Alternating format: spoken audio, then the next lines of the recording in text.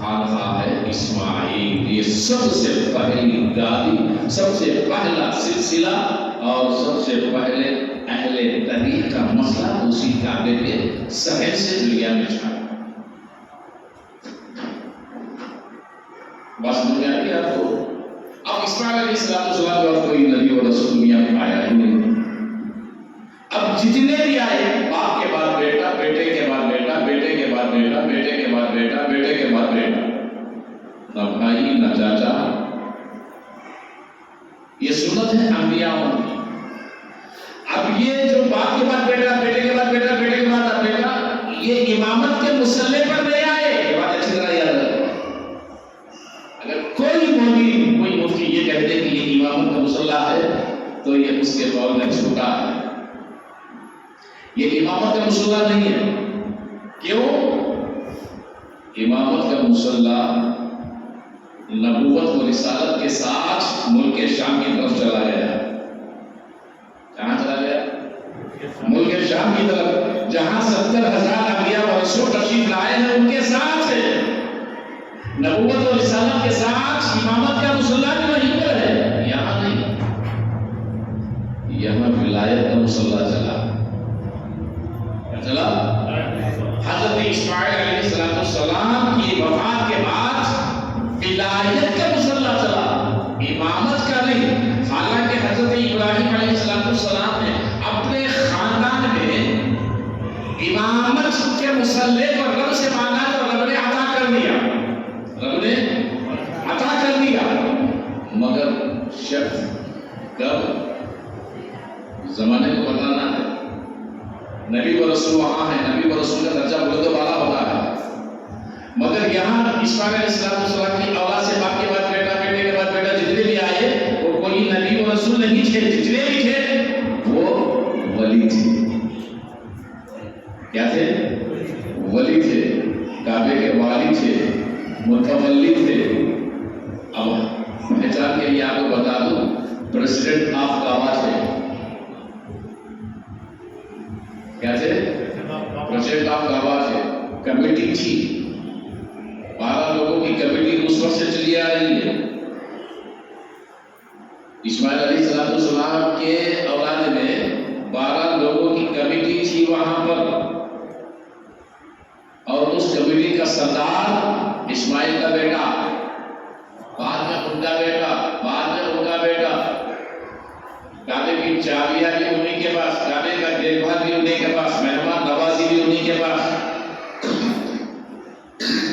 لوگ ہر ملکوں سے، دور و دراز سے زیارت کعبہ کے لیے آتے۔ یاد رکھیے، کن کے لیے آتے؟ زیارت کعبہ کے لیے آتے، عبادت کے لیے نہیں۔ عبادت میں زیارت میں بہت بڑا فرق ہوتا ہے، یہ نہیں سمجھ لیں آپ تو دھوکہ کھا رہے۔ زیارت میں اور عبادت میں زمین اور آسمان کا فرق ہوتا ہے۔ عبادت خدا کی، یاد رکھیے، کس کی؟ عبادت خدا کی، زیارت خدا کے گھر کی، کعبے کی۔ عبادت آج کے ہم جب کعبے کو جاتے ہیں، کعبے کی عبادت کے لیے نہیں جاتے، کعبے کی زیارت کرتے ہیں، عبادت خدا کی کرتے ہیں۔ بس سمجھ گئے؟ کعبہ ہمارا خدا نہیں ہے، کعبہ ہمارا خدا نہیں، کعبہ ہمارا مقام ہے، صرف ہمارا رکن ہے، قبلہ ہے، ڈائریکشن ہے رخ کرنے کا۔ اسی ڈائریکشن پر ہم کیا کرتے ہیں؟ دنیا میں جس کونے پر بھی ہو اسی ڈائریکشن پر ہم اپنا رخ کرتے ہیں، صرف رخ کعبہ کیا ہے؟ تاکہ لوگ کبھی ادھر، ایسا تو ہمارا خدا ہر طرف ہے، ہمارا خدا اب یہ قبلہ ہے نا، ادھر ہی لوگ کرتے ہیں۔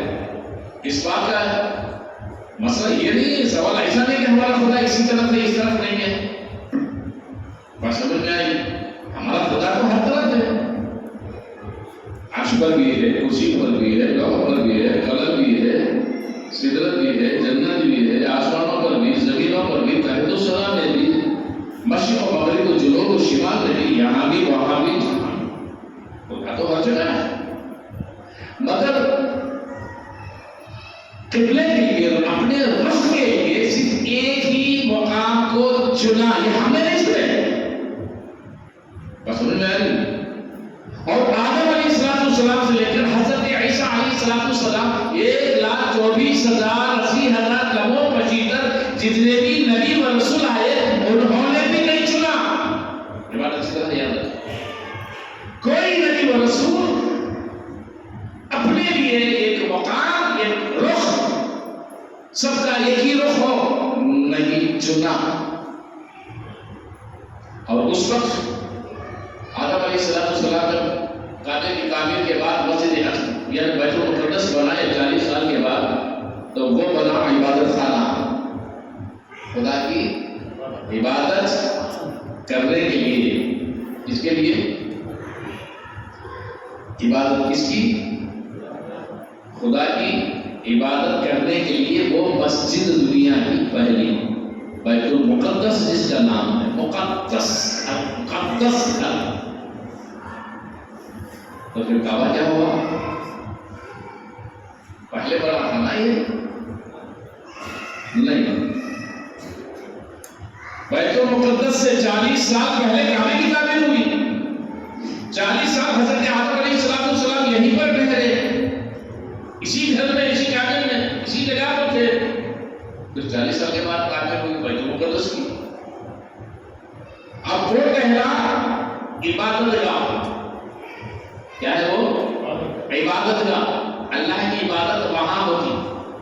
اب ہر نبی، ہر رسول جہاں بھی جب بھی سفر میں چلے جاتے نا، راستے میں کہیں بھی نمازیں نہیں پڑھنا، عبادتیں نہیں کرنا، کہیں بھی جاؤ نہ. واپس آنے کے بعد کتنے دن کی کتنے عبادتیں چھوٹ گئی ہیں، سب کو جمع کر کے یہیں پر پڑھنا، راستے میں نہیں. سمجھ میں آ گئی؟ تو مطلب کسی نبی و رسول کے دور حیات میں یہ رکن قبلہ ہے نا، اس کا اعلان نہیں تھا. چلو بیت المقدس، ہاں وہ عبادت کا تھا. کیا تھا وہ؟ عبادت کا تھا. جب وہ عبادت کا تھا، وہ مسجد تھی، وہ خدا کا گھر تھا. ہر نبی، ہر رسول اسی بیت المقدس کی طرف، یہ خدا کا گھر ہے، یہ عبادت گاہ ہے، یہ مسجد ہے، تو ہم سجدہ اسی طرف کریں گے. ہر نبی و رسول کا رخ، ان کی امتوں کا رخ اسی بیت المقدس کی طرف تھا. سمجھ میں آئے؟ کعبہ یہاں کعبہ، بیت المقدس بالکل ایسے. یہ سمجھ لیجیے یہ قبلہ ہے نا، یہ کعبہ اس طرف بیت المقدس. اب سب اس طرف رخ کر لیں گے تو کعبہ کدھر آئے گا؟ اس طرف آئے گا. بائیں جانب آئے گا، بائیں جانب ہمارے ہندوستان کے لحاظ سے بائیں طرف کعبے خدا کے گھر کو، افضل و اعلیٰ گھر کو رکھ دے اور بیت المقدس کی طرف رخ کر لے. یہ ہر نبی، ہر رسولوں کی سنت ہی ادھر سجدہ ہوتا تھا، ادھر رخ کر. مگر جب 1,24,000 انبیاء، جن میں افضل الانبیاء بھی آئے، آدم صفی اللہ آئے، نوح نجی اللہ آئے، داؤد خلیفۃ اللہ آئے، اسماعیل ذبیح اللہ آئے، ابراہیم خلیل اللہ آئے، سلیمان و داؤد خلیفۃ اللہ آئے، عیسیٰ روح اللہ آئے، موسیٰ کلیم، جلیل القدر افضل الانبیاء جن پر کتابیں نازل ہوئی، صحیفے نازل ہوئے، رسالے نازل ہوئے، 1,24,000 لمحوں پشیدر جتنے نبی و رسول آئے، ان سب کا رخ ادھر تھا. تو پھر اللہ نے یہ کیوں نہیں کہا کہ اے میرے حبیب کی امت، سارے نبی و رسول ادھر ہی رخ کرتے تھے کیونکہ ادھر بیت المقدس سے مسجد اقصی ہے اور ادھر میری عبادت گاہ ہے، تو بھی ادھر رخ کر لو. اللہ نے امت محمدیہ کو یہ فرمایا ہی نہیں. سارے نبی و رسول کی امتیں ادھر رخ کریں گے، کعبے کو چھوڑ کر ادھر رخ کریں گے. اور ہر نبی، ہر رسول کعبے کو اپنی امت و قوم کو لے کر آئیں گے صرف سے صرف زیارت کے لیے. یاد رکھیے، اس کے لیے زیارت کے لیے. اور اس کعبے کا طواف کریں گے. کیا کریں گے؟ اب مجھے بتائیں کہ طواف کب سے شروع ہوا؟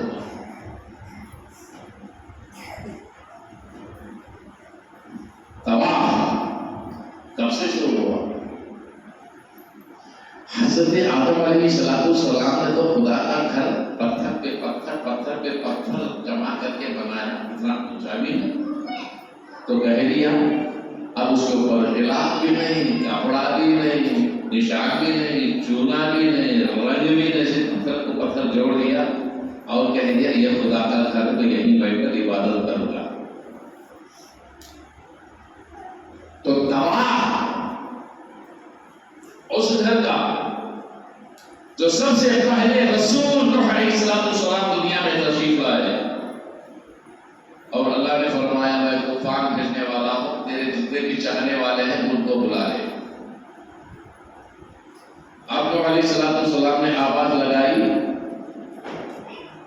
جتنے چاہنے والے یعنی نبی کو جتنے ماننے والے ہیں طوفان آنے والا ہے، میری کشتی میں سوار ہو جاؤ، امن پاؤ گے۔ جس نے میرے گھر میں پناہ لی، کیا کہا نوح علیہ السلام نے، جس نے میرے گھر میں پناہ لی وہ امن والا بن گیا، جس نے میرے گھر کو چھوڑا۔ سرکار نبی کی حدیث بھی یہی نا، حضرت جابر سے، حضرت ابو ہریرہ سے، حضرت عمر فاروق اعظم کی جو مثال دی ہے اہل بیت اطہار کی، کشتی نوح سے، نوح علیہ السلام کی کشتی سے اہل بیت کی مثال دی ہے۔ بس سمجھ میں آئی؟ وَمَنْ رَكِبَهَا وَهُوَ النَّجَاةُ، جس نے اس کشتی پر چڑھا وہ نجات پائے۔ وَمَنْ تَخَلَّفَ وَهُوَ الْهِلَاكُ، جس چھوڑا وہ ہلاک ہو گیا۔ یہ اہل بیت کی مثال دیتے ہوئے کشتی نوح کی مثال دے کر فرمایا۔ تو باہر گئے، جب طوفان آیا کشتی کے اوپر جتنے نبی کو نہیں مانے سب گئے پانی میں۔ اب وہ سب سے بڑا سیلاب تھا، طوفان تھا۔ اب وہ کشتی، یاد رکھیے اس لیے بھی مختلف روایت ہیں، کم سے کم 3 دن کی ہیں، 7 دن کی ہیں، 40 دن کی ہیں، 6 مہینوں کی ہیں، 3 مہینوں کی ہیں، مختلف۔ تو زیادہ تر ہم 40 دن کی لیتے ہیں، زیادہ تر کیا لیتے ہیں؟ ہاں، جو کعبہ تھا وہ پانی میں بہ گیا، یا تو غیبانہ اللہ تبارک و تعالیٰ ایک روایت کے مطابق کی بات یعنی زیارت کے لیے، خدا کی عبادت کے لیے یعقوب کا کعبہ نازل کیا تھا، وہ آسمانوں پہ اٹھا لیا گیا، اللہ اس کا رسول بہتر جانے بہرحال۔ اب یہ کشتی میں جتنے بھی سوار تھے صرف انسان نہیں تھے، صرف انسان ہی نہیں تھے، درند و پرند و گزید و جلید تھے۔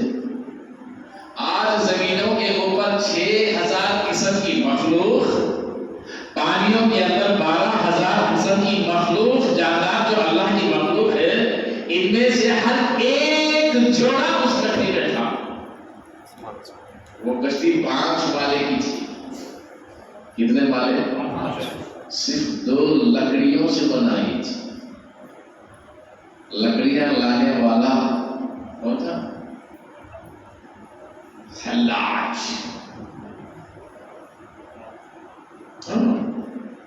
جب کشتی بنانے کا ارادہ کیا تو نوح علیہ السلام نے اس کو بلا کے کہا کہ لکڑی جنگل سے لے کر آپ کشتی بنانے والا، مجھے کیا ملے گا؟ تجھے روٹی ملے گی کھانے کے لیے۔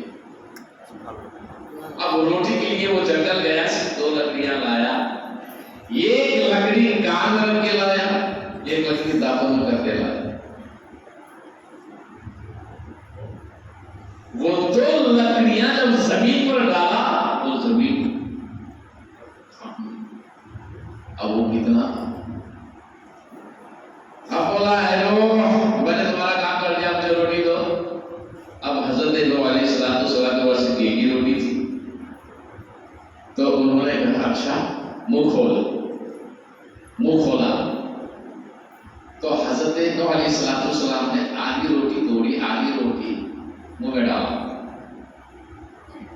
اب بولے کھاتا رہے۔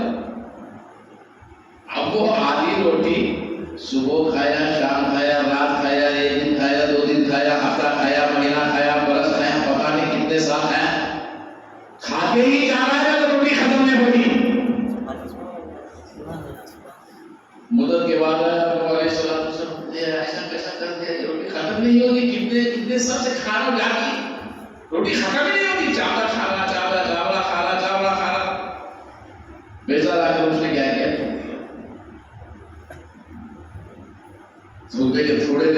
پھر اس کو بھوک لگی، پھر آیا ان کے پاس، اے لوگ مجھے بھوک لگ گئی روٹی دو. نبی علیہ السلام نے کہا میں تو دے دیا تیرا حصہ، نہیں میں نے تم دیا. تو نبی علیہ السلام فرماتے ہیں اگر قیامت کی صبح تک تو کھاتا رہا نا روٹی ختم نہیں ہوتی.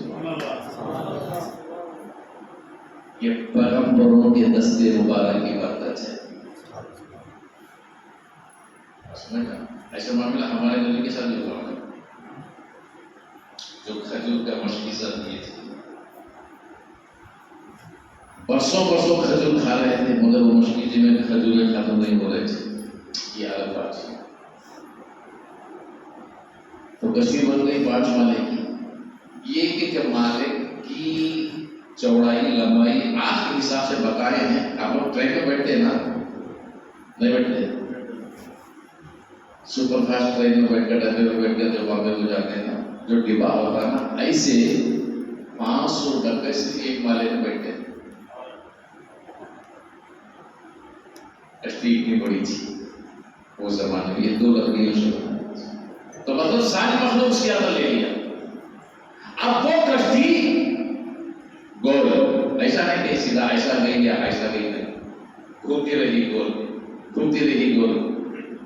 اور جو باس فرماتے ہیں کہ وہ ساری دنیا کا چکر لگا رہی تھی، گھومتی رہی سہلا تھا. اور 20ویں کبھی نے کیونکہ 20ویں کعبہ تھا، تو سب سے پہلا طواف اس کشتی نے خدا کی ہر قسم کی مخلوق کو لے کر کیا تھا. سب نے طواف کیا؟ ہاں. عباس فرماتے ہیں یہی وہ طواف تھا جو پانی میں کشتی ساری مخلوق کو لے کر گھوم رہی ہے. تو اہل طریقہ یہ کہ مسئلہ ہے، تو ماں کا رحم بھی اسی طرح 3-4 مہینے کا جو حمل ہوتا ہے ماں کے پیٹ میں، بچہ بھی اسی طرح ہوتا ہے. یہ الگ بات ہے. میں صرف اشارہ دے دیا. کشتی یہ ہوگی، یہ پہلا طواف تھا. تو مطلب کہنے کا یہ ہے کہ اس وقت وہاں کوئی نبی و رسول نہیں تھا، صرف باپ کا بیٹا، بیٹے کا بیٹا ولی تھے. اور جتنے بھی نبی و رسول تھے زیارت کے لیے آئے، صرف زیارت کے لیے آئے. اور ان کی مہمان نوازی یہاں رہنے والے انتظامیہ کمیٹی کرتی. اور وہ خالی ہاتھ نہیں آتے، اسی لیے دستور آج بھی ویزا کا ریٹ رکھا ہے. ہدیے تحفے نذر و نیاز لا کر دیتے. یہ لانا نبیوں کی سنت ہے. خالی ہاتھ نہیں. اس لیے آئے طریقہ ایک مسئلہ ہے، جب بھی کسی بارگاہ میں یا کسی اپنے مرشد کے پاس اگر کوئی مرید چلا جاتا ہے تو خالی ہاتھ مت جاؤ، کم سے کم ایک کھجور کا دانہ ہی صحیح لے کر سکتے. یہ انبیاءوں کی سنت ہے. سمجھ میں آئی نہیں آئی؟ آپ کو قیامت پر پا ہے. اور دوسری بات یہ بات یہ بات بھی بتاؤں گا، اگر کوئی مرید اپنے کسی مرشد سے ملاقات کرنا چاہتا ہے، مصافحہ لینا چاہتا ہے، بے وضو مصافحہ مت کرو. اب مرید جتنے بھی ہیں بافیض ہونے کی بجائے پریشانیوں کا سامنے کے اوپر مرید کو تو بافیض ہونا ہے. تو اس میں 3 چیزوں کی کمی بتا گئی. کتنی؟ 3 چیزوں کی کمی. کوئی مرید کسی بھی مرشد کا ہوگی، 3 چیزوں کی کمی کو جب تک پورا نہ کرے، مرتے دم تک یا مرنے کے بعد اس کو فیض نہیں ملے. انشاءاللہ تبارک و تعالیٰ یہ بات یاد کیجیے. اس سے پہلے میں 2 باتیں رکھا تھا، تھوڑا یاد کرو میں بتاؤں. آج بھی میں بتا رہا ہوں، یاد کیجیے. جب بیت کی بات بیان میں آئے گی، بیت رضوان کی انشاءاللہ تبارک و تعالیٰ لائیں گے یادیں، تو اس وقت یہ سارا مسئلہ میں آپ لوگوں کے سامنے رکھوں گا. حقیقت کھول کر پھر چاہے اپنی اپنی مسئلہ. تو بہر کعبہ زیارت کا کیا تھا؟ زیارت کا، نہ کہ عبادت کا۔ مسجد کوئی مسجد وہاں نہیں بنی تھی، ہر نبی و رسول آتے تھے زیارت کا۔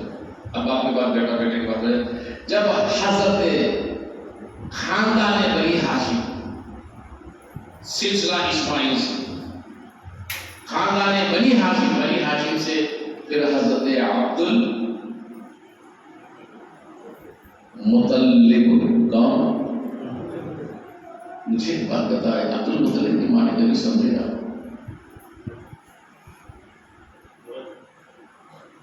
مطلب مطلب کی جمع ہے اس کی عبد المطلب، مطلب کا بدلا ہے۔ اب مطلب کون ہے؟ یہی بات کہتے ہیں محب اور محبوب کا، کیا ہے؟ محب اور محبوب کے معنی میں آتے ہیں۔ طالب خدا ہے، مطلوب مصطفیٰ ہے۔ کون ہے؟ طالب کون ہے؟ خدا ہے، مطلوب عاشق ہو، معشوق یہ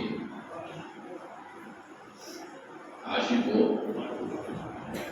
سمجھ میں معشوق کی، وہ عشق کرتا ہے، جس سے عشق ہے وہ ہمارا نبی۔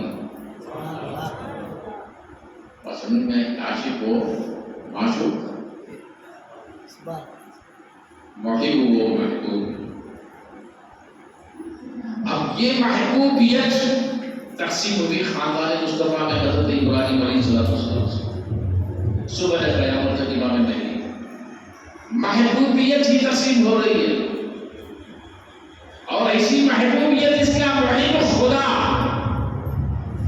ایسا محبوب اس کا محب خدا، یہ خاندان مصطفیٰ میں چلی آ رہی ہے۔ اب آئیے بتائیں، عبد المطلب کے پاس وہ نور آیا، کس کا نور؟ ہمارے نبی کا نور آیا۔ ان دنوں کی بات تھی جب پتا چلا یہاں زمزم کا، کیونکہ حضرت اسماعیل علیہ السلام کی اولاد جب آتی رہی وہاں، ان میں بعض قبیلوں میں شریف بھی آتے گئے، بادشاہ کوئی اور بنتے گئے، مگر کعبے کا والی تو یہی رہے، کمیٹی بن چکی تھی نا۔ بادشاہ اس بستی اس ملک کوئی اور بنتے گئے، سلطان بنتے گئے، بڑے بڑے سردار کمیٹی کے بندے چلے گئے، مگر والی تو یہی تھے، صرف کعبے کو سنبھالنے والے تھے، نہ ان کو سرداری سے کام تھا، نہ بادشاہ سے کام تھا، صرف کعبے کی دیکھ بھال۔ تو اسی دوران میں درمیان میں کئی بار کعبہ مندر ہوتا گیا، پھر پاک ہوتا گیا، کیا ہو؟ مندر ہوتا گیا۔ اب مندر کیسے ہوتا گیا؟ کوئی ظالم اپنے من مانی کوئی پتھر کا خدا بنا دیا، کوئی لکڑی کا خدا بنا دیا، کوئی آٹے کا خدا بنا دیا، کوئی مٹی کا خدا بنا دیا۔ اب وہاں پر تین خدا بڑے بول مارا، تین خدا، جیسے قرآن میں فرماتا ہے نا، افرأیتم اللات والعزی ومناۃ الثالثۃ الکبریٰ۔ بس سمجھ میں لات، منات، عزی، یہ تین خدا بڑے مشہور ہیں۔ اب ان کی تاریخ میں پڑھنا نہیں چاہتا کیونکہ ان کی تاریخ الگ ہے، کیونکہ یہ پتھر کے خود کڑے ہیں، مگر پہلے تو یہ بھی انسان تھے،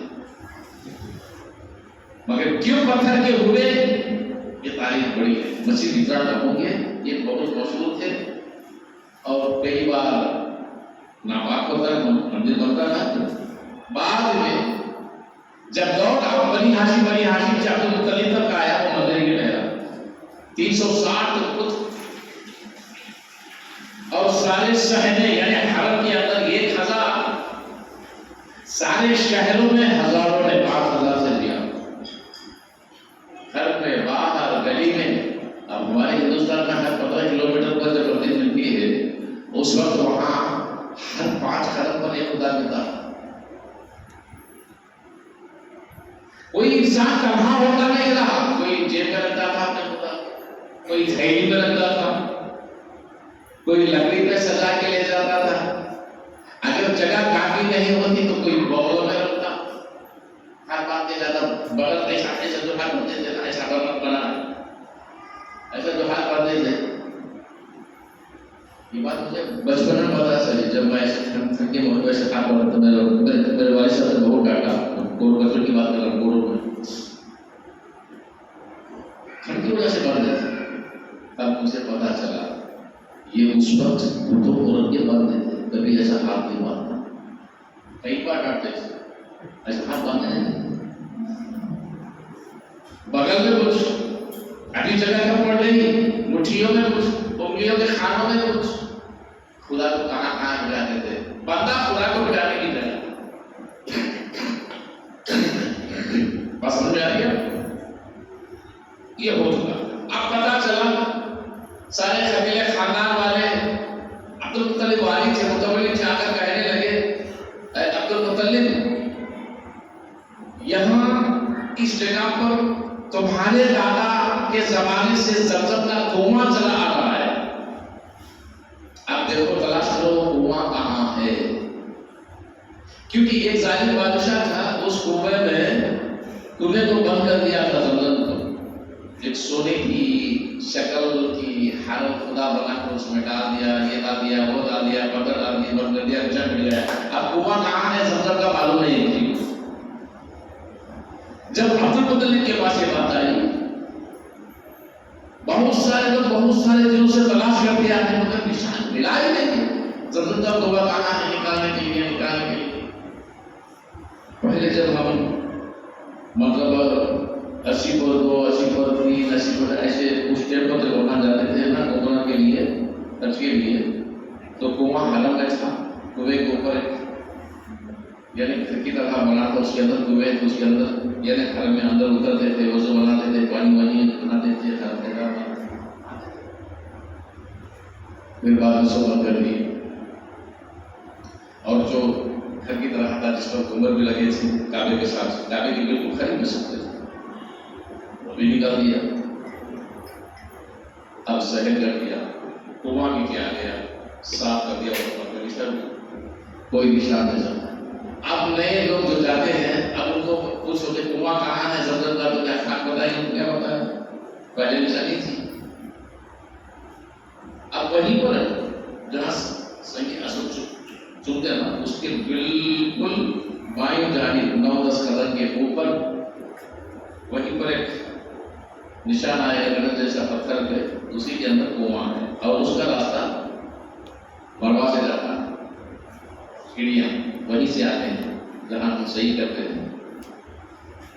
पहले जब ज़ियारत नसीब हुई है, उनके नसीब की बात है अल्हम्दुलिल्लाह, तो पहले गए, अब तलाश करें नहीं मिला, तो क्या किया गया, एक अकीदा था उस वक्त सब लोगों में,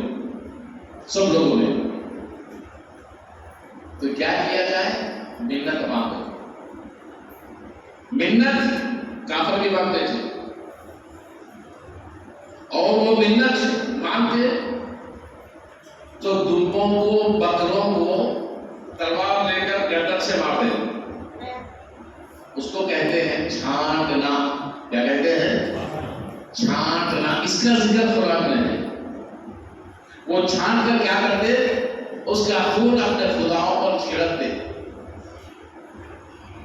उससे पहले ऐसा था, जब छांट के क्या करते, बकरे को, जानवर को रख देते, रख के अपने खुदाओं के पास हाथ उठा के मिन्नत की दुआएं करते। तो क्या होता था मालूम, आसमान से आग आती थी, गोश्त को जला देती थी। सुना है कि नहीं? आसमान से आग आती थी, उस गोश्त को जला देती थी, तो लोग समझ जाते हैं हाँ हमारी मिन्नत पूरी। ये जिक्र कुरान में है, छांटने का जिक्र कुरान में है। अल्लाह तबारक व तआला मुसलमानों को इससे मना किया, तो आज इस आयतों का सहारा लेकर दलिंदर खौफ जो चलती फिरती इंसानों में जानवरों की तरह आती है, अब वो कहने लगे 11वीं का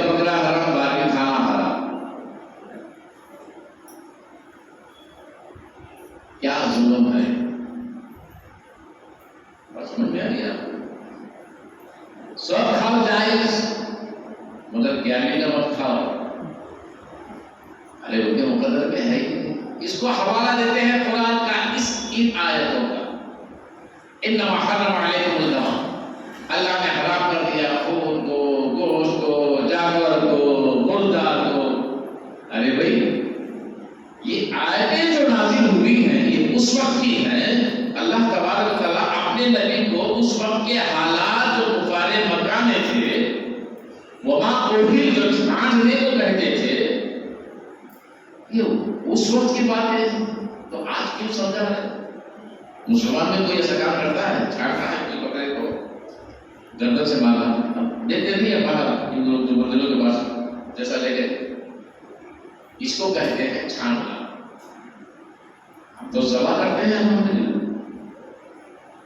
ज़बीहा हराम है। आम ज़बीहा याद रखिए, हैज वाली औरत के हाथ का हराम है। ज़बीहा काफिर के हाथ का हराम। ज़बीहा अल्लाह और उसके रसूल का जो दुश्मन है उसका। हालांकि औरत भी ज़बा कर सकती है, एक मसला है। जब कोई मर्द वहां ना होने की सूरत पर अगर औरत पाक, जबकि खतरा हो कि जानवर मरने वाला है, ये जरूर ये शक है। ऐसा नहीं ज़बा करने वाला भी है, मर्द भी है, सब कुछ है, मैं ज़बा करने कोई औरत सवाल नहीं। तो बहरे मैं आप लोगों को बताऊं, उस वक्त मिन्नत जो चली थी वो मिन्नत हज़रत अब्दुल मुत्तलिब ने मांगी। क्या मांगी? क्योंकि अब्दुल मुत्तलिब के 10 बेटे थे। कितने? 10 बच्चों के बाद उनमें सबसे बड़े थे हज़रत अब्दुल्लाह। कौन थे? अब मुझे एक बात बताएं, अभी इन लोगों को ये बातें क्यों समझ में नहीं आई? जो आज फिरके परसियां बनाकर लोगों के ज़हनों में अकीदे को मिटा रहे हैं, ईमान का खून कर रहे हैं, मुझे एक बात बताएं, सिर्फ एक बात। नबी के बाप का नाम है अब्दुल्ला। क्या नाम है? अब्दुल्ला। अब ये अब्दुल्ला मुसलमान ईमान वालों का नाम है या कुछ दोस्तों का नाम? अभी कुरान नहीं आया, अभी नबूवत का ऐलान नहीं हुआ, अभी कोई मुसलमान दुनिया में नहीं आए, अभी मेरे नबी के लिए मैं तस्लीम लाए ही नहीं, अब्दुल्ला का निकाह हुआ नहीं है, बाप ने नाम रखा अब्दुल्ला। समझ में आ रही है? समझ रहे कोई? अब्दुल्ला का माना क्या है? अल्लाह का बंदा। अब अल्लाह कौन? 360 बुतों का घर है, 1000 बुतों का हरमे काबा है, इतने खुदाएं बने हैं, नाम अलग अलग अलग, हर खुदा का नाम अलग है। उनमें 3 खुदाओं का जो खुदा बताता है, अफराइतुल लाता वल उज़्ज़ा वल मनात अस्सालिसतुल उखरा, जो कुरान को बताता है, ये 3 उन सारे खुदाओं के सरदार हैं। एक उनमें छोटा सा बोझ है तो इब्राहिम का खुदा कहलाने वाला, सफेद रंग वाला छोटा सा, लोग जानते थे ये इब्राहिम का खुदा है, सारे खुदाओं का सरदार है, अलग अलग नाम है। तो फिर अब्दुल्ला अल्लाह का नाम क्यों रखा गया? अब यही नाम अब जो लोग कहते हैं माज़अल्लाह माज़अल्लाह, नबी के वालिदैन पर जो बातें करते हैं, वो मोमिन नहीं थे, वो काफिर थे, कुछ होश नहीं हो। चलो अगर वो ईमान नहीं थे, तुमने अपने बच्चों का नाम अब्दुल्ला क्यों रखते हो? क्या कोई मुसलमान किसी काफिर का नाम रख सकता है? उनका नाम अब्दुल्ला था, उनकी शादी से पहले उनके बचपन से उनके बाप ने रखा था। ऐसा नहीं कि शादी के बाद उन्होंने ईमान लाया, नबी पर मुसलमान हो गए तो नाम बदल गया, अब्दुल्ला हो गया ना। शादी से नहीं पूरी, पैदा हुए नाम रखा अब्दुल्ला। ये बात सही है कि नहीं? अब ये नाम मुसलमानों का है, ईमान वालों का है, या परसों का, या काफिर का?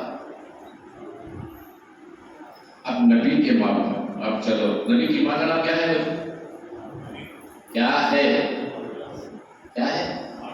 آمینہ. کیا ہے؟ آمینہ. کس کا نام ہے یہ؟ ہمارے نبی کی ماں کا نام آمینہ. اب یہ جو نام آمینہ ہے، آج مسلمان اپنے بچیوں کے ماں بہنوں کے نام ہے کہ نہیں ہے؟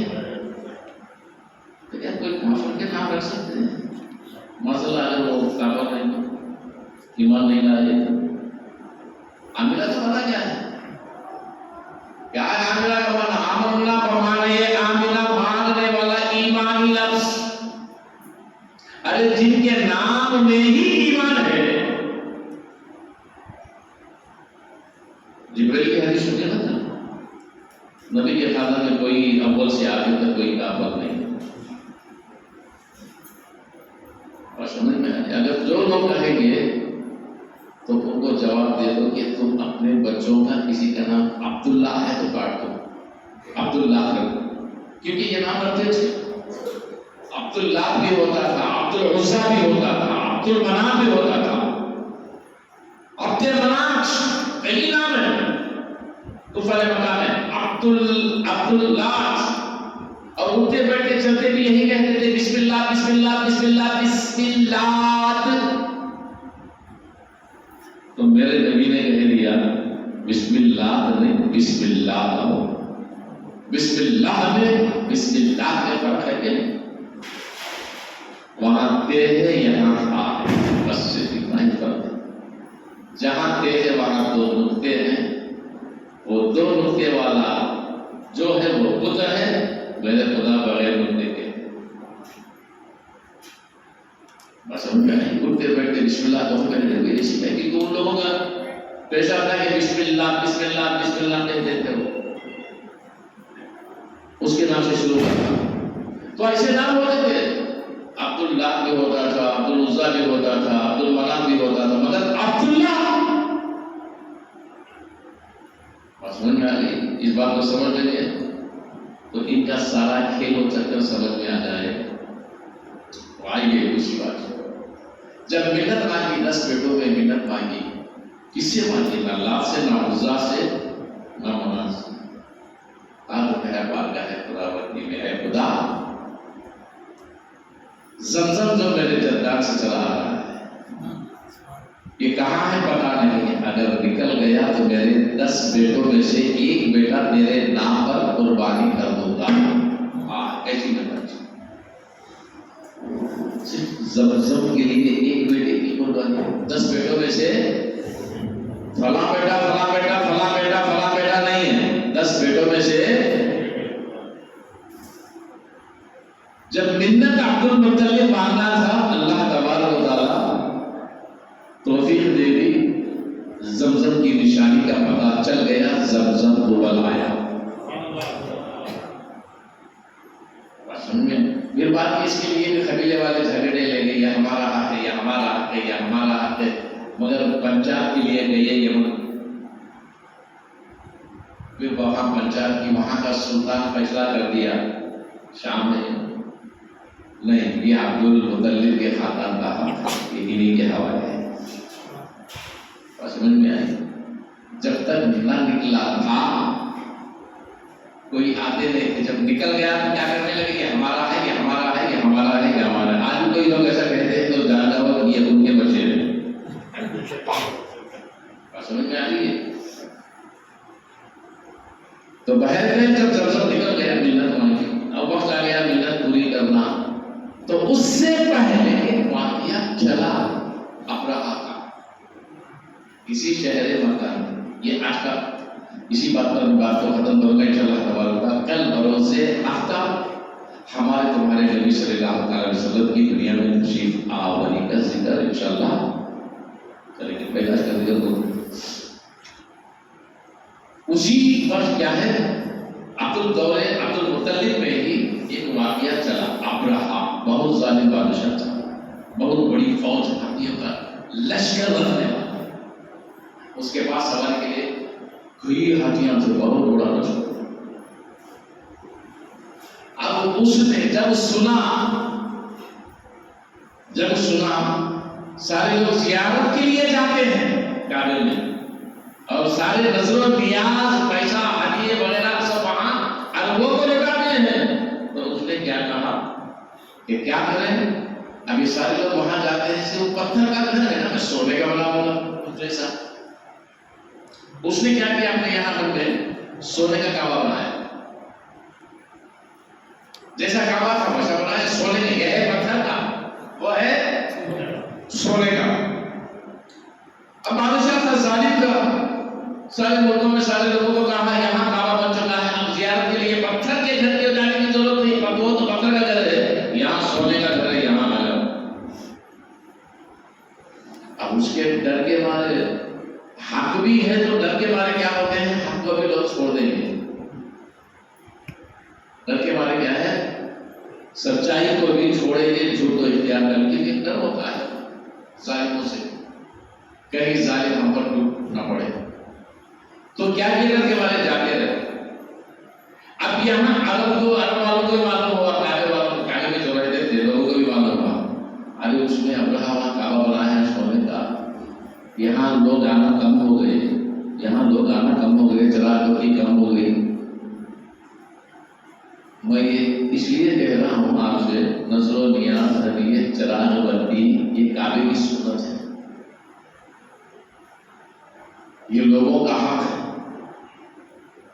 اگر وہاں یہ حق نہیں ہوتا نا، آج ساری دنیا میں کہیں بھی بار گاہیں بستی ہی نہیں ہے. بس سمجھ میں آیا؟ مسجد چلتی ہے جماعت سے، درگاہ چلتی ہے نسبت سے، نسبت والوں سے، یعنی پوری مسجد. یہ وہ سنت ہے. کیا ہے یہ؟ وہ سنت ہے. یہ تمہارا ہے یہ ہمارا ہے، یہ سارے کے سارے بچاؤ کے طریقے گھوم رہے لوگ. اور سمجھ میں آ رہی ہے؟ تو بہرے گئے، دو یہاں سے گئے، وہاں سونے کا کعبہ وغیرہ دیکھا، کھایا پیا، رات کو سوئے، اور 2 نمبر زور سے آیا اسی جگہ پر، پورا گندگی ڈال دی ہے، اور ڈر کے مارے چھپتے چھپائے سویرے سویرے اندھیرے میں نکل گئے. جب صبح لوگ زیارت کے لیے آئے تو انہیں وہیں پر پاکنا ملا، گندگی ملی. ارے یہ کس کی حرکت ہے، اس کو گندا کر دیا. اب پتا چلا کہ عرب سے دونوں آئے، یہ ان لوگوں کی حرکت. تو اب یہ بات بادشاہ پہنچی، اس کو آیا غصہ، وہاں سے آ کر میرے سونے کے کعبے کو سنا گندا کر دیا. اب وہ پتھر کا کعبہ، میں جاؤں گا اسی کو، میں پتھر کے کعبے کو مٹا دوں گا، گرا دوں گا. اگر لوگ آئیں گے جنگ لڑوں گا. بڑی فوج کو لے کر اسی نیت سے مکے کی طرف آیا. جب آ رہا تو راستے میں اسے عبد المطلب ملے، کعبے کے والی، سردار کعبہ. کیا کرنے معلوم؟ پہاڑ کے چوٹی کی ایک پتھر پر ہاتھ میں چھڑی لے کر بیٹھے ہیں. دیکھا تو نہیں. اب ان میں کسی نے پہچانا عبد المطلب کو، تو سردار سے کہا یہی تو سردار کعبے کے عبد المطلب ہے. کعبے کا سردار اس جگہ پر اس حالت میں کیا کر رہے ہیں؟ بکریاں چروا رہے ہیں. کیا کر رہے ہیں؟ سبحان اللہ. یہ نبیوں کی سنت ہے. کیا ہے یہ؟ ہر نبی، ہر رسول، کوئی ایسا دنیا میں آیا ہی نہیں جو بکرے چرایا نہ. ہمارے نبی بھی بکرے چرائے. موسیٰ علیہ السلام تو ریوڑ کا ریوڑ، ابراہیم علیہ السلام کے پاس تو ہزاروں میں بکریاں دے چرواتے تھے. ہر نبی و رسول یہ بکروں کو چرانا نبیوں کی الحمدللہ. بچپن میں وہ سنت میں نے بھی ادا کی. میں نے کم سے 2 مہینہ 1.5 مہینہ کھیتیوں کے پہاڑوں کے درمیان، جہاں میری بہن کا گھر تھا، کھیڑا آج بھی ہے، وہیں پر جاتا تھا. بچوں کے ساتھ بھینس، مرغے، بکرے، بچپنا تھا، مگر سنت ادا ہوئی نا. بس سمجھ میں آئی. وہ بکریاں چروا رہے تھے حضرت عبد المطلب یہ سردار کعبہ اس طرح بلایا آپ سردار کعبہ ہاں کیا بات ہے میں ابراہیم میں تمہارے کعبے کو ڈھانے کے لیے آیا اگر تم میں طاقت ہے صلاحیت ہے تو مجھ سے جنگ لڑو اور پھر ساری بکریوں میں پہلے اس نے قبضہ کر لیا تو عبد المطلب نے فرمایا میری بکریاں میرے ہاتھ پر میرے حوالے کر دے اب تو کعبے کو ڈھانے آیا ہے نا گرانے ہم تو تجھ سے جنگ نہیں لڑتے کیونکہ وہ گھر ہمارا نہیں ہے وہ گھر کیا ہے ہمارا نہیں وہ گھر خدا کا جس کا گھر ہے وہی حفاظت کرے گا جس کا گھر ہے وہی حفاظت کرے گا ابھی بات سنا تو اور بھی خوش ہو گیا ہے میرے سے ٹکر لینے والے بھی نہیں ہے مجھے راستہ کھلا ہو گیا کوئی جگڑنے والا نہیں کوئی ہتھیار تلوار وکیل والے اٹھانے والا ہی نہیں ہے راستہ صاف بالکل صاف ہو گیا اور بڑا بڑا اور کعبے کو ڈھانے کے لیے اب رہا جب حرم میں قدم رکھا امیر پورے واقعہ جیسے ہاتھی کو آگے بڑھایا جس کا نام محمود وغیرہ تھا میں یہ ساری دیکھ کے اتنا کہوں گا جب آگے بڑھا تو اللہ تبارک و تعالیٰ نے چھوٹے پرندوں کو حکم دیا فرشتوں کو نہیں اتارا کوئی آدمیوں سے نہیں لڑوایا کوئی فوج نہیں لایا چھوٹے پرندے اس کا نام تھا ابابیل آج بھی عربوں کی وادیوں میں ابابیل پرندے ہیں پرندے ابابیل چھوٹے پرندے اب وہ پرندے بادلوں کی طرح امڑ آئے ان کی چونچ میں چھوٹا سا کنکر تھا دو پیروں میں دو کنکر تھے سے ابھی کیا کریں گے کنکر اور وہ امڑ آئے وہ آتے وہ کنکر ڈالتے جب آدمی پر گرتا یہ کنکر تو ہاتھی سمیت وہ پھٹ جاتا ایسا ایٹم بام کنکر پھٹ جاتا اس میں آواز ہوتا تھا لیکن اس میں کوئی آواز بھی نہیں اس لیے کہتے تھے خدا کی لاٹھی میں آواز نہیں ہوتی خدا کی لاٹھی میں یہ وہ مثال ہے خدا کی لاٹھی میں آواز نہیں ہوتی مگر دیر ہوگا اندھیر نہیں ہوگا وہ مارے گا بغیر آواز کے مگر کب کہاں کس جگہ کس وقت پہ مارے گا سوال ہی نہیں ہے اسے پتا ہی نہیں چلے گا سب کچھ بھلا دے گا سب کچھ اس کے ذہنوں سے نکل جائے گا تکبر میں یا دولت میں یا مال میں یا اسباب میں یا شہرت میں یا طاقت میں جب اگر یہ ساری اگر سالہ کفر جب حد کو پہنچ گیا اس کی لاٹھی پڑ گئی مگر کہاں پڑے گی سڑک پر گھر پر راستے میں کہاں یہ سوائے خدا کی عبادت میں اسی لیے سمجھتے ہیں کہ انسان کو ہمیشہ اس سے ڈرا خوف کھایا کرو اور کب لاٹھی پڑے گی کب اجل کا بلاوا آئے کب کون کہاں سے کیسی حالت میں چلا جائے یہ پتہ نہیں چلے مگر انسان تو نادان 2 دن کا کھلونا ہے کھیلتا ہے کھاتا ہے پیتا ہے مگر جب نکلنے کا وقت آتا ہے تو کوئی ساری دنیا مل کر بھی اس کو روکنا چاہتی ہے بچانا چاہتی ہے تو بچا نہیں سکتی یہ پہچان نہیں یہ ساری اکڑ ختم ہو جائے تو بہر گئے وہ پرندے جب کنکر ڈالے تو ہاتھی سمیت پھٹ جاتے تھے دیکھتے دیکھتے چند پل میں لشکر بھی گیا ابرہا بھی گیا سمجھ میں آئی تو یہ واقعہ چلا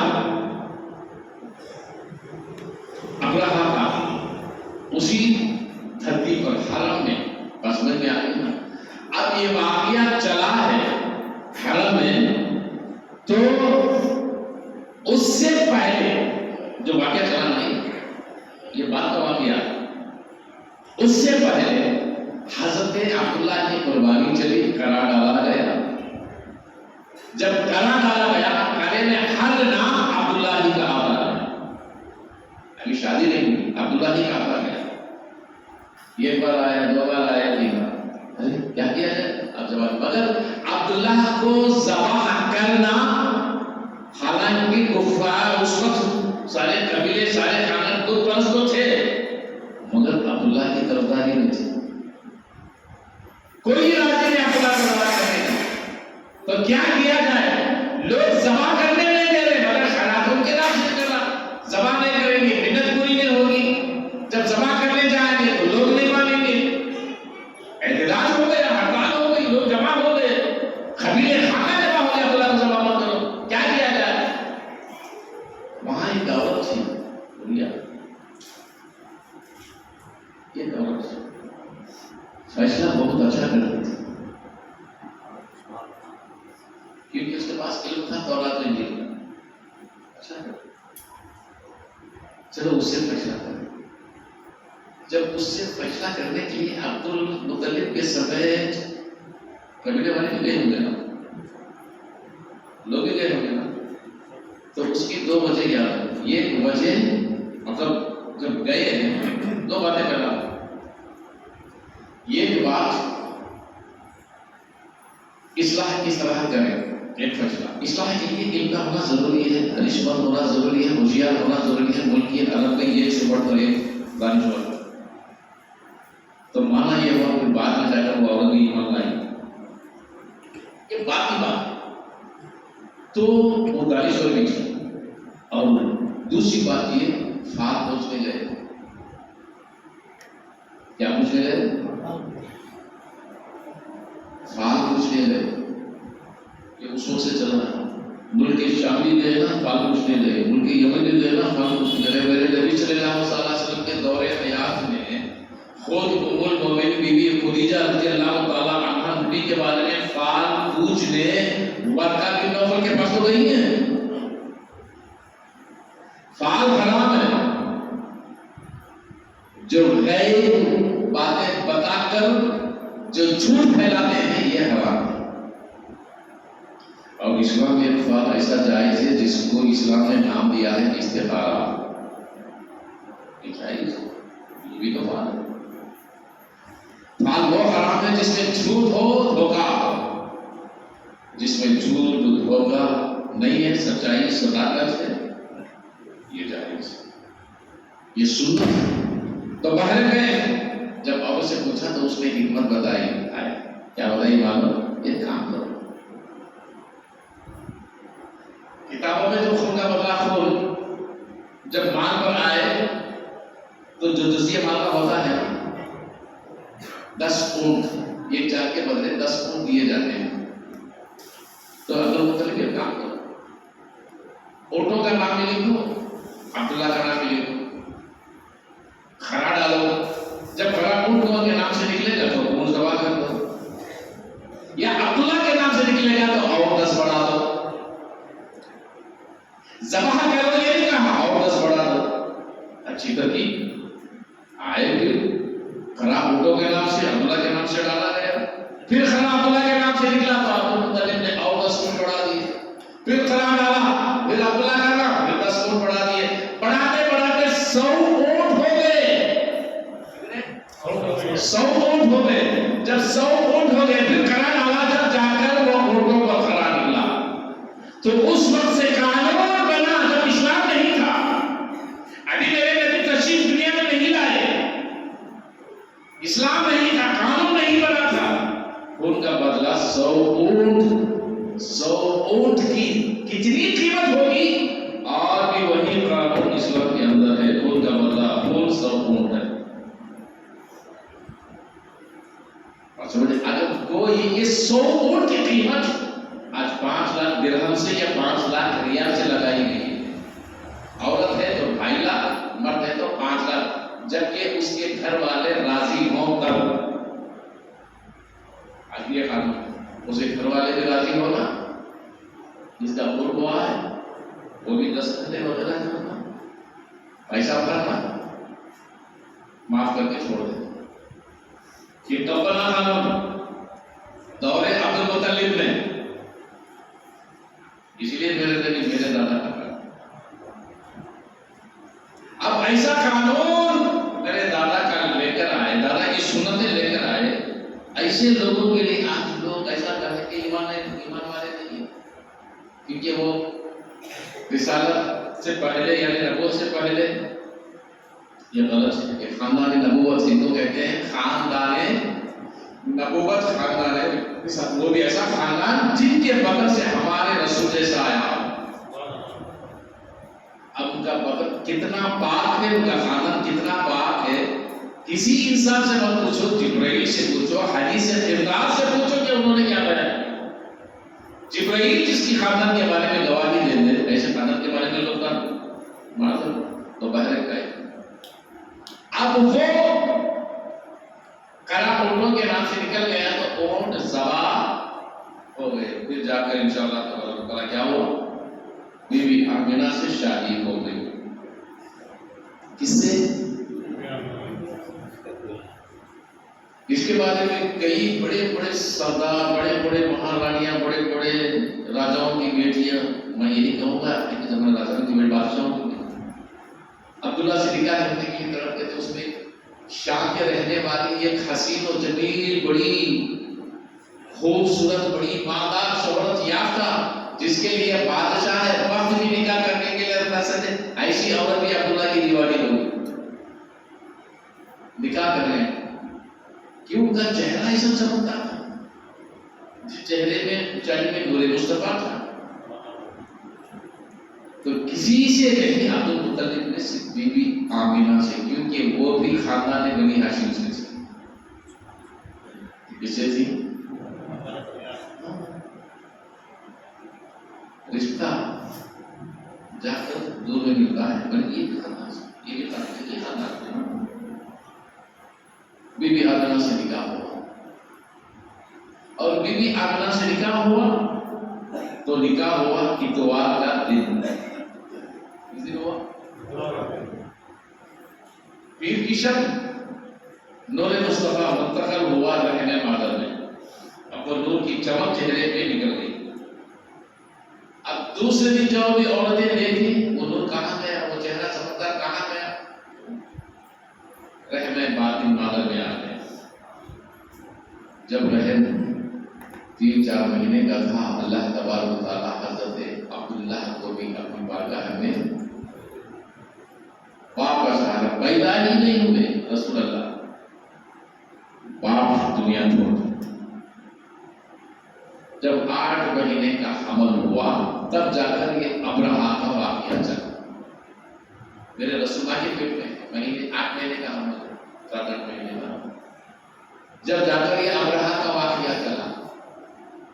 اب نبی دنیا میں جب تشریف لائے، اعلان نبوت ہوا، اعلان رسالت ہوا، جب یہ ایک سورت نازل ہوئی، قرآن میں ہے، یہ سورت نازل ہوئی اللہ کی طرف سے، کب؟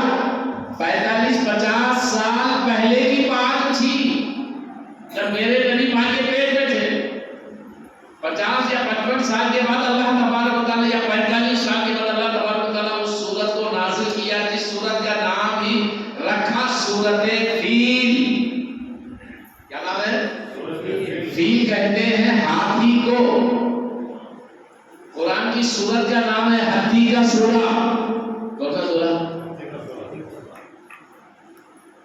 غلط ہوگا ہمارا، قرآن میں ہے، تو یاد نکال کرتے ہیں وہ ہاتھی کا سورہ۔ سورہ کا نام ہاتھی، گئی کا سورہ بھی سورہ بقرہ،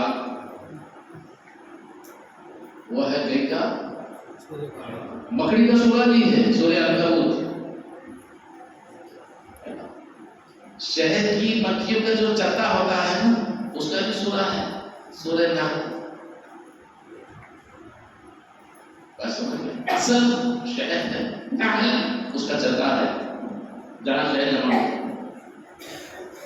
اب یہ سورہ فیل ہاتھی کا سورہ، میرے نبی کی دنیا میں تشریف آئے 140-145 سال کے بعد جب نازل ہوا، تو اللہ وہاں فرماتا ہے اللہ تعالیٰ کیف فعل، اللہ تعالیٰ کا سورہ۔ سورہ فیل کس کو کہتے ہیں؟ اکثر لوگوں کو آتا ہے نا، الم تر کیف فعل ربک باصحاب الفیل الم یجعل کیدہم فی تضلیل وارسل علیہم طیرا ابابیل ترمیم بالحجارة من سجیل فجعلهم کعصف مأکول۔ حجاب پتھر کے درمیان، ابابیل پرندے، طیر یا پرندے جن کا نام ابابیل ہوتا ہے۔ بہر گئے وہ سورہ نازل کیا، الم تر کیف فعل سے فرما رہے ہیں میرے نبی کیا تو نے نہیں دیکھا، کیا تو نے نہیں دیکھا کہ ہم نے ہاتھی والے لشکر کا کیا کیا؟ اب ہاتھی والا لشکر کون ہے؟ وہی ابراہیم جو کعبے کو ڈھانے ہتھیار کا لشکر لایا۔ اب اللہ فرما رہا ہے کیا تو نے نہیں دیکھا؟ تو میرے نبی دیکھنے کے لیے کہاں ہے؟ ماں کے پیٹ میں۔ کہاں ہے نبی؟ ماں کے پیٹ میں ہے۔ مگر اللہ کو معلوم ہے ماں کے پیٹ میں تھا میرا نبی، کیسے دیکھے گا؟ آدھی لوگ کہیں گے جب میں پیدا نہیں ہوا کیا آپ کے دیکھنے میں بولے تو علی نادان، اس وقت میں پیدا سے نہیں ہوا، میں کیسے دیکھوں گا؟ بات سمجھ میں آ رہی ہے؟ میرا باپ بھی کہہ دے نا ان کی شادی کے بعد تو میں کہوں گا میں پیدا سے نہیں ہوا، میں آپ کی شادی کہاں دیکھا؟ مگر یہاں خدا بتا رہے کیا تم نے نہیں دیکھا؟ الحمد للہ۔ تو مانا کیا ہے؟ اللہ نے میرے نبی کو وہ اختیار وہاں سے دے کر بھیجا، وہاں بھی ہیں تو دیکھتے ہیں مادر جسم میں بھی ہیں، ماں کے پیٹ میں بھی ہیں، تو میرے نبی پیٹ میں رہ کر سارے ابرہا کے لشکر کا حال کیا ہو رہا ہے دیکھ رہے ہیں، سب کچھ دیکھ رہے ہیں۔ یہی تو کہتے ہیں، یہی تو ان کا رونا ہے، ہم تو یہی دلیل لیتے ہیں۔ جب ماں کے پیٹ میں رہ کر دیکھ سکتے تھے تو قبر کی مٹی میں سمجھ میں آئی؟ کیونکہ ماں کا پیٹ بھی اندھیرا قبر کی طرح نہیں ہے نا۔ تو بہرکیف ہمارا نبی اتنا اختیار والا، اللہ نے اتنا اختیار دے کر بھیجا ہے، میرے نبی سے کوئی پردہ نہ صبح قیامت تک ہے نہ قیامت کے بعد۔ جانا تو امت کو جنت میں انہی کے ساتھ سے، انہی کے وسیلے سے جانا ہے۔ جس نے وسیلہ چھوڑا ان کے لیے تو جہنم تیار ہے۔ بس سمجھ میں آ رہی ہے آپ کو؟ تو میرے نبی ماں کے پیٹ، اسی لیے سرکار مولا علی رضی اللہ تعالیٰ عنہ کی روایت ہے کہ فرمایا نبی صلی اللہ تعالیٰ علیہ وسلم نے، اے علی میں نے اپنے ماں کے پیٹ میں رہ کر ایک قبیلے کو دیکھا۔ کس کو دیکھا؟ ایک قبیلے کو دیکھا جو مغرب کی طرف سے چلا آ رہا ہے، جو مغرب کی طرف سے چلا آ رہا ہے، جن کے ہاتھوں میں ہرے جھنڈے ہیں، جن کے اماں میں کالے ہیں، کیا ہیں؟ جن کے اماں میں کالے ہیں، ہاتھ میں ہرے جھنڈے ہیں، اور یہ قبیلہ آیا اور ساری دنیا میں امن چھایا۔ یہ میرے نبی اپنی ماں کے پیٹ میں رہ کر دیکھا۔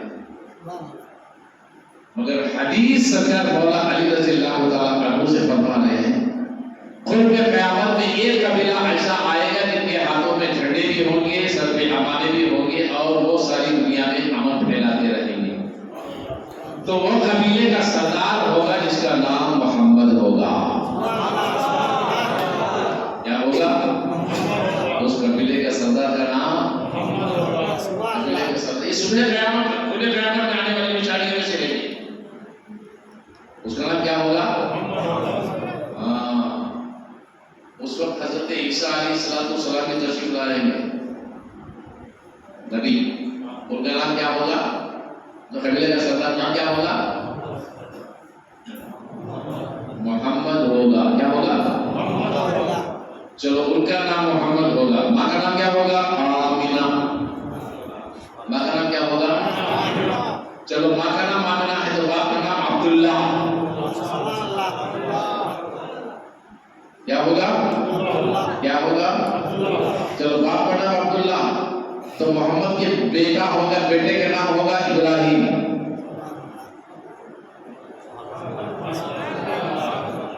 کیا ہے یہ؟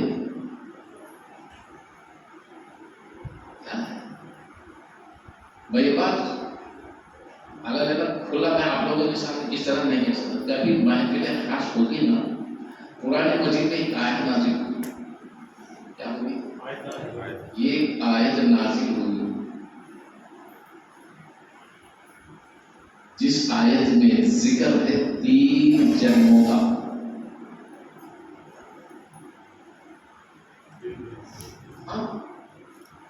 کتنے؟ انشاءاللہ تبارک و تعالی جو 7 جنم کی بات کرتے ہیں تو ہم 3 جنم کی بات کریں گے. سبحان اللہ. یہ محفل خاص میں کبھی ذکر ہوگا اس کا انشاءاللہ تبارک و تعالی، کیونکہ یہ مسئلہ ہے واقع تو ہے. اسی آیت کے تحت جو تفسیر اور اس کی شرح جو ہے انشاءاللہ اس کی حقیقت جو ہے وہ بیان ہوگی. بس سمجھ میں آئی؟ سب کچھ سارا خزانہ ہے، جو لینے والے ہیں ان کی نصیب کی بات ہے، جو لینا نہیں چاہتے تو ہم کیا کریں گے. بس سمجھ میں آئی؟ انشاءاللہ تبارک و تعالی یہ محفل خاص میں کبھی اپنے مریدوں میں اس آیت کا عنوان بنا کر، یہ موضوع بنا کر اسی کے تعلق سے بات، ٹھیک ہے. ایک آیت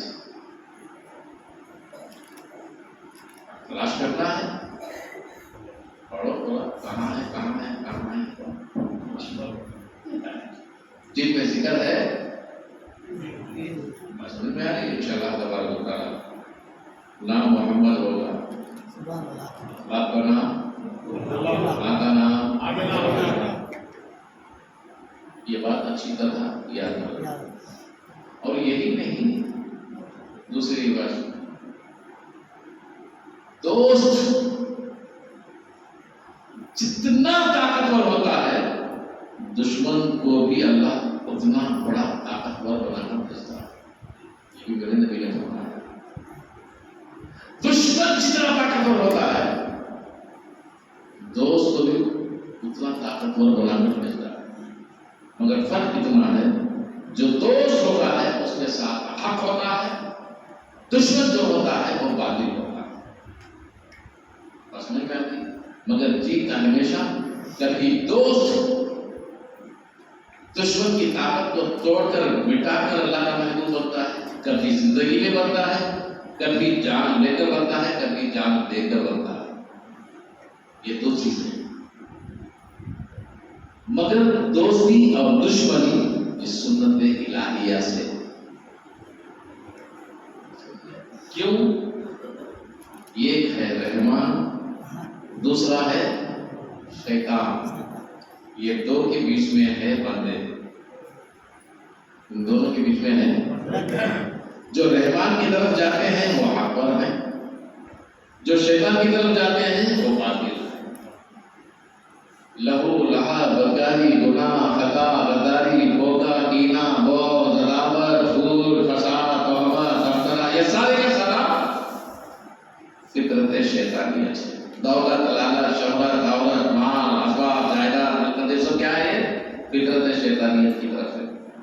پریشانی، بیماری، تندرستی، غریبی، مفلسی، یہ سب کیا ہے؟ رحمان کی طرف ہے. اب اس سے ڈر کر اس سے آئے کہ دین اور دنیا دونوں تباہ. اب یہ سمجھیں کہ یہ چند روزہ زندگی ہے تو اس کی دین اور اس کی دنیا بھی ابد الآباد. شہد میٹھا ہوتا ہے کڑوا، اب اس کی میٹھاس کو قائم رکھنا ہے، اس کو ذرہ چکھنا. میٹھا ہے کر کے زیادہ کھاؤ گے جلاوا لگ جائے. ہر میٹھی چیز بھی زیادہ کھائیں گے تو کڑوی لگتی. کیا لگتی؟ کڑوی. اس لیے بعض لوگ بولتے ہیں محبت زیادہ بیٹے لڑے کو نہیں لگتا. محبت زیادہ چاہے بھائیوں میں ہو چاہے میاں بیوی میں ہو، محبت زیادہ ہوگی تو بھی لڑائی جھگڑے کتنی محبت رکھنا وہ اتنی سمجھ میں آ رہی ہے. تو اللہ تبارک و تعالیٰ توفیق عطا فرمائے. وآخر دعوانا الحمدللہ.